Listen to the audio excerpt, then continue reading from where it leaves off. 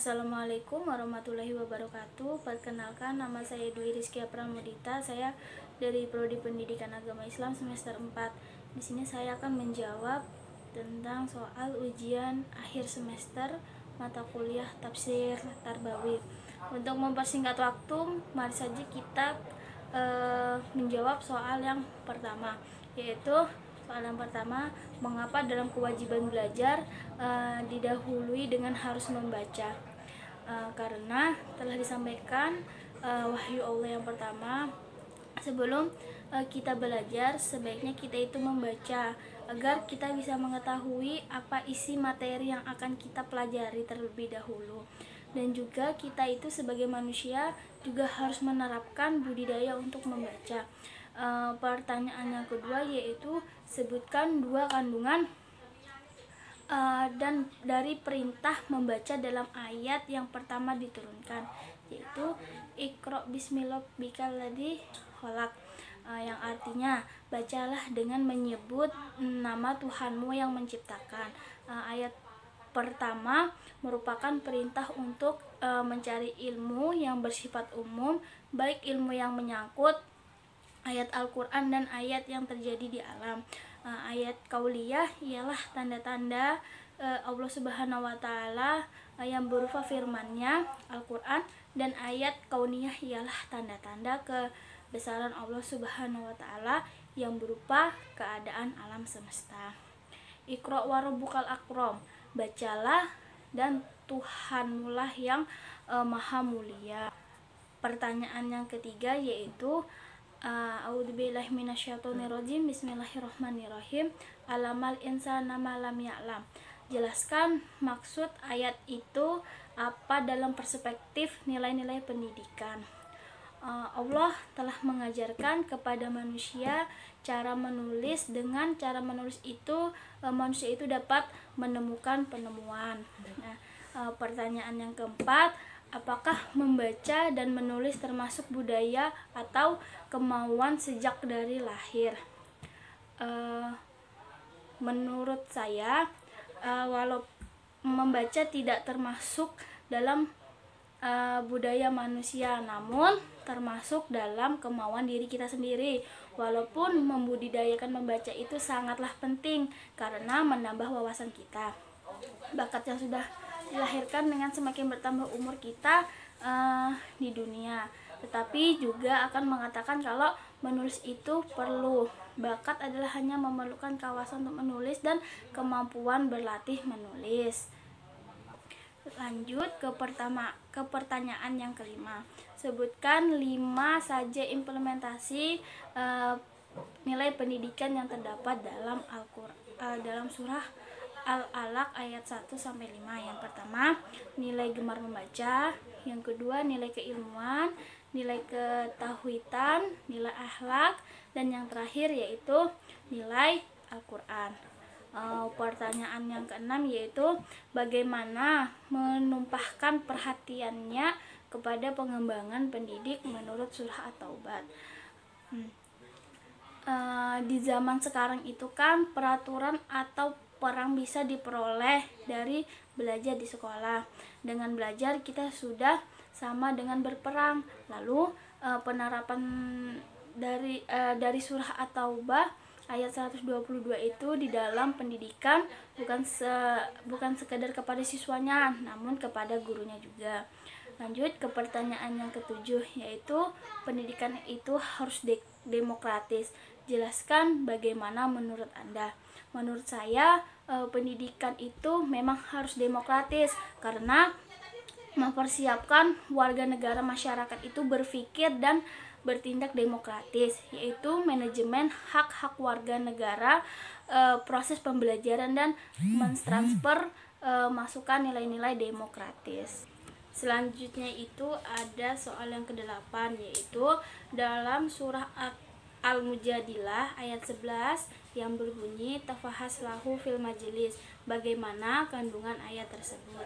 Nah, ayat kandungannya itu berlapang-lapang dan memberikan orang lain agar bisa duduk di majelis itu. Di antara Rasulullah adalah mentaati beliau, termasuk kita ketika beliau untuk berdiri atau pindah tempat duduk, pemimpin majelis boleh meminta seorang untuk pindah guna memberikan tempat kepada yang dimulaikan. Selanjutnya itu ada pertanyaan yang ke-9, yaitu surah Al-Isra ayat 23 sampai 25 berbicara tentang mengenai pendidikan terhadap anak. Jelaskan 2 aspek yang ditetapkan Allah mengenai pendidikan anak. Pendidikan dalam akidah ketauhidan, maksudnya itu anak-anak harus lebih dahulu diajarkan agar bertuhan kepada Allah Subhanahu wa taala. Nah, yaitu menumbuhkan keyakinan teologis murni.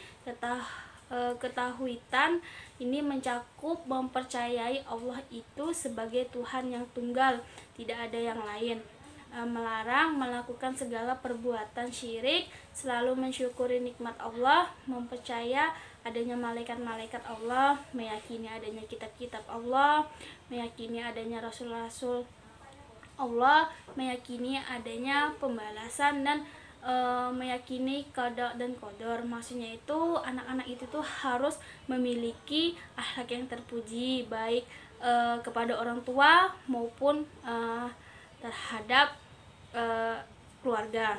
Selanjutnya itu pertanyaan yang ke-10, apa saja perilaku yang diajarkan kepada terhadap anak terhadap orang tua. Yang pertama itu kemandirian, yang kedua tertib, yang ketiga saling memaafkan, yang keempat berbagi, dan yang terakhir menolong. Selanjutnya pertanyaan yang ke-11, yaitu soalnya wa qula rabbihi arhamhuma kama rabbayani shogiro. Bagaimana kandungan ayat itu dalam perspektif pendidikan. Nah, kandungannya itu mendoakan kedua bapak ibu mereka agar diberi limpahan kasih sayang Allah sebagai imbalan dari kasih sayang keduanya dalam mendidik mereka ketika masih dalam berumur kanak-kanak. Selanjutnya itu ada soal yang ke-12, wa in jahadaka ala tasyrika bihi maisa laka wa bihi amalan wala tafima. Bagaimana kandungan ayat ini? Bahwa mempergauli dengan baik itu hanya dalam urusan keduniaan, bukan keagamaan, bertujuan untuk meringankan beban tugas itu, karena ia hanya untuk sementara, yakni selama hidup di dunia yang sehari-harinya terbatas, sehingga tidak mengapalah memikul beban kebangkitannya kepadanya. Selanjutnya itu ada pertanyaan yang ke-13, bagaimana jika orang tua salah mengambil keputusan, namun jika seorang anak sudah memiliki pengalaman yang ahli dalam bidang permasalahan itu? Jelaskan bagaimana sikap yang benar. Menurut saya di dalam menyikapi ini sebenarnya seharusnya orang tua itu tidak memaksa anaknya itu untuk menuruti kemauan orang tuanya yang tidak diinginkan anaknya. Terlebih dahulu seharusnya orang tua itu melihat di sisi anaknya, apakah anak itu pengalamannya di mana. Jika anak ini memiliki pengalaman yang dia suka, seharusnya orang tua itu lebih mendukung kemauan anak tersebut, bukan malah kemauan orang tuanya. Jadi sebaiknya orang tua itu membangun semangat anak untuk menyalurkan pengalamannya itu. Selanjutnya itu pertanyaan yang ke-14, apa saja sifat yang harus dimiliki sebagai seorang pendidik? Yang pertama itu sebagai seorang pendidik harus mempunyai sikap penyabar, lembah lembut, dan harus menghindari kekerasan. Hatinya itu penuh dengan kasih sayang dan tidak mudah emosi, dan harus bersikap fleksibel. Pertanyaan yang ke-15 yaitu apakah orang tua harus bertanggung jawab pada masa depan anak cucunya? Jelaskan menurut Al-Quran. Kalau menurut saya orang tua wajib bertanggung jawab selagi anak itu belum berkeluarga, karena orang tua itu harus bertanggung jawab karena belum menikah anak tersebut. Jadi orang tua itu wajib bertanggung jawab dalam segala sesuatu. Yang selanjutnya itu pertanyaan yang ke-16, bagaimana mengimplementasikan pendidikan anak yang benar menurut Al-Quran? Jawabannya yaitu mendidik anak dalam Al-Quran itu adalah rencana yang dilakukan oleh seorang pendidik dan para orang tua mereka secara sengaja dan sistematis, dan membina peserta didik dari segala aspek seperti mengajarkan tentang akidah, ibadah, dan akhlak demi terciptanya generasi yang mencintai Al-Quran dan mengkajinya. Yang selanjutnya itu pertanyaan yang ke-17, apa saja tujuan pendidikan menurut surah Ad-Dariyat ayat 56? Menginternalisasikan, menanam nilai-nilai Islam agar menjadi lebih dewasa, matang, dan beriman kepada Allah Subhanahu wa Ta'ala. Dan menurut para musafir adalah kewajiban manusia untuk beribadah kepada Allah bahwa manusia. Yang selanjutnya itu pertanyaan yang ke-18, bagaimana jika orang tua merasa kecewa dan putus asa dalam mendidik anak? Dalam menanggapi suatu kesuksesan memang tak semudah yang kita kira. Membalikan telapak tangan butuh perjuangan keras, dan harus mengalami kegagalan yang berapa kali. Namun jadikan semua itu pelajaran untuk terus berjuang menanggapi sukses. Tumbuhkanlah rasa semangat dalam diri agar Anda tak mengenal rasa lelah hingga sukses berhasil yang dicapai. Yang pertanyaan ke-19 yaitu sebutkan upaya apa saja yang dilakukan pendidik seorang anak yang merasa selalu diperhatikan orang tuanya di rumah atau diasingkan. Menurut saya, pendidik itu seharusnya memberikan perhatian lebih kepada anak didik tersebut, dan pendidik juga harus sabar dalam memberikan perhatian terlebih dahulu, karena anak tersebut itu tidak mendapatkan perhatian dari kedua orang tuanya, akan tetapi anak tersebut akan mendapatkan perhatian dan kasih sayang dari seorang pendidik tersebut. Pertanyaan yang selanjutnya yaitu pertanyaan ke-20, menyalami dan memahami karakter murid sebagai salah satu bentuk apa saja dalam subjek pendidikan, yaitu ingin mengetahui bagaimana karakter siswa tersebut dan ingin lebih mengenal anak murid tersebut. Pertanyaan yang selanjutnya yaitu pertanyaan yang ke-21, apa saja yang Anda ketahui mengenai materi pendidikan? Yang saya ketahui itu materi pendidikan secara garis besar dapat ditemukan bahwa materi pelajaran adalah pengetahuan, keterampilan, dan sikap yang harus dikuasai peserta didik dalam rangka memenuhi standar yang ditetapkan. Pertanyaan yang selanjutnya yaitu yang ke-22, bagaimana menentukan materi pendidikan yang profesional menurut Al-Quran? Bisa sangat kita lihat apakah materi tersebut sudah profesional apa belum, dan kita bisa lihat apakah materi tersebut sudah layak untuk diberikan kepada anak murid. Nah, jika materi itu sudah layak untuk diberikan, maka materi itu akan lebih baiknya diberikan, dan juga kita itu melihat apakah isi materi tersebut sudah baik. Dalam isi materi tersebut, di dalam materi tersebut sebaiknya ditambahkan dengan nilai-nilai agama dan nilai moral. Nah, yang selanjutnya yaitu pertanyaan yang ke-23, menurut Anda mana yang lebih utama, pendidikan akhlak dahulu atau pendidikan keimanan dulu, jelaskan.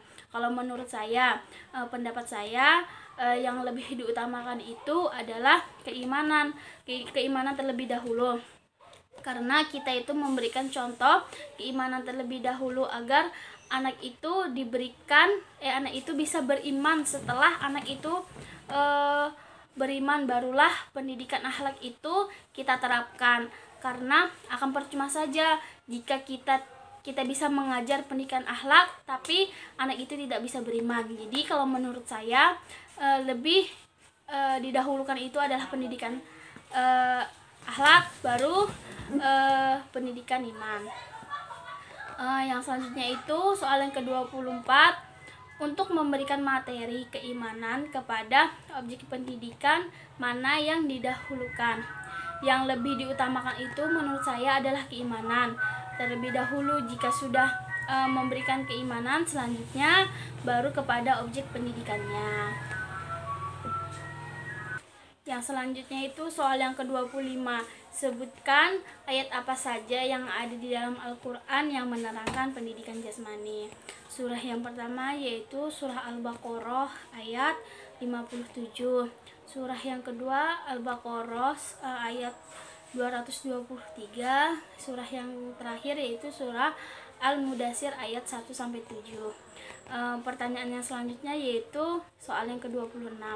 Bagaimana dengan guru yang belum menguasai materi pendidikan suatu mata pelajaran karena bukan bidangnya, namun hal tersebut memang perintah dari sekolah, maka harus dilakukan.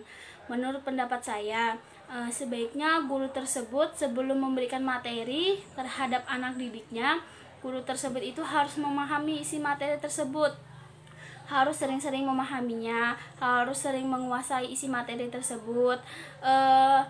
Memang waktu yang dibutuhkan untuk menguasai materi tersebut itu memang tidak singkat, waktunya itu harus cukup lama. Tetapi seiring berjalannya waktu, guru itu akan belajar.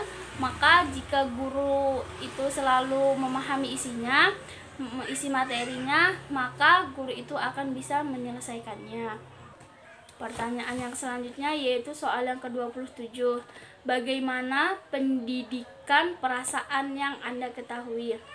Menurut pendapat saya, pendidikan perasaan itu adalah pendidikan tingkah laku yang dialami oleh seorang individu, dapat disertai tingkah laku perbuatan yang menampak.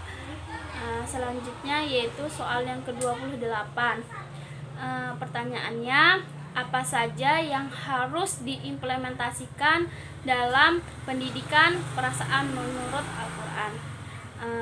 Jawabannya itu memberikan contoh serta teladan bagi umat manusia yang mengajarkan serta menanamkan nilai-nilai karakter yang mulia kepada umatnya. Selanjutnya pertanyaan yang ke-29, jelaskan perbedaan etika, akhlak, moral. Yang pertama yaitu akhlak berarti tingkah laku seseorang didorong oleh suatu keinginan secara sadar untuk melakukan perbuatan yang baik. Pengertian etika itu dapat diartikan sebagai aturan perilaku yang diakui berkaitan dengan kelas tertentu dari tindakan manusia atau kelompok maupun budaya tertentu yang ada di masyarakat. Moral itu dipahami sebagai suatu prinsip atau kebiasaan yang berhubungan dengan perilaku benar atau salah. Yang selanjutnya yaitu pertanyaan yang ke-30. Hudi afwawa murbi ulfi wa amrodi anjahilin. Jelaskan apa maksud ayat itu.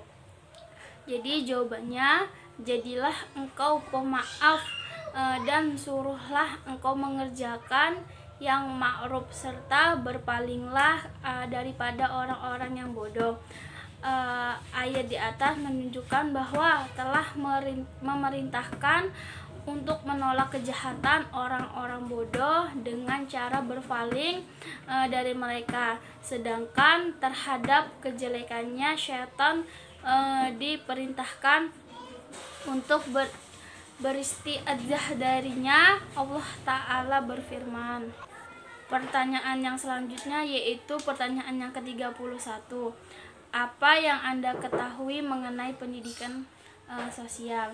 Yang saya ketahui tentang pendidikan sosial itu berdasarkan para ahli disebutkan atas dapat menulis simpulkan bahwa yang dimaksud dengan pendidikan sosial itu adalah usaha mempengaruhi dilakukan dengan sadar, sengaja dan sistematis agar individu dapat membiasakan diri dalam mengembangkan dan mengamalkan sikap-sikap dan perilaku sosial dengan baik. Dan juga pendidikan sosial itu sikap yang menunjukkan kepribadian kita terhadap orang lain dan juga saling peduli. Yang selanjutnya yaitu pertanyaan yang ke-32. Bagaimana pola berpikir ketika sudah mendapatkan materi pendidikan sosial? Pendapat saya, jika sudah mendapatkan materi pendidikan sosial dalam pola berpikir, sebaiknya dipikirkan dengan baik. Apakah selama itu pendidikan sosial kita belum? Jika pendidikan sosial kita itu tidak terlalu paham, akan lebih baik jika pola berpikir kita itu dirubah agar bisa menjadi seseorang yang lebih baik. Soal yang ke-33 yaitu sifat pelit atau sukar memberi terbentuk dalam secara lahir bawaan atau konsep pendidikannya. Menurut saya, sifat pelit itu semua tergantung kepada setiap pendidikannya atau bawaan dari diri sendiri. Jika dalam pendidikannya itu ditanamkan sifat untuk pelit, maka akan menjadi seorang yang merasa pelit. Jadi sebaiknya akan lebih baik jika kita tidak menanamkan pendidikan yang pelit, agar kita itu bisa saling membantu sesama umat manusia. Soal yang selanjutnya yaitu soal yang ke-34. Tulislah satu ayat yang menerangkan perintah untuk menjadi sifat pemberi daripada menerima. Ada surah yang berbunyi wa fi amwalihim haqqul lillahi isalihi wa ammarhu. Dan pada harta benda mereka ada hak untuk orang miskin yang meminta dan orang miskin yang tidak meminta. Pertanyaan yang terakhir yaitu pertanyaan yang ke-30. Bagaimana mengimplementasikan pendidikan sosial menurut Al-Quran? Cara untuk mengimplementasikannya yaitu pendidikan sosial adalah bimbingan orang dewasa terdapat anak dengan memberikan pelatihan untuk pertumbuhan kehidupan sosial dan membiasakan macam-macam pendidikan mengenai perilaku. Itu saja jawaban terhadap ujian akhir semester pada mata kuliah Tafsir Tarbawi. Kurang lebihnya saya mohon maaf. Wassalamualaikum warahmatullahi wabarakatuh.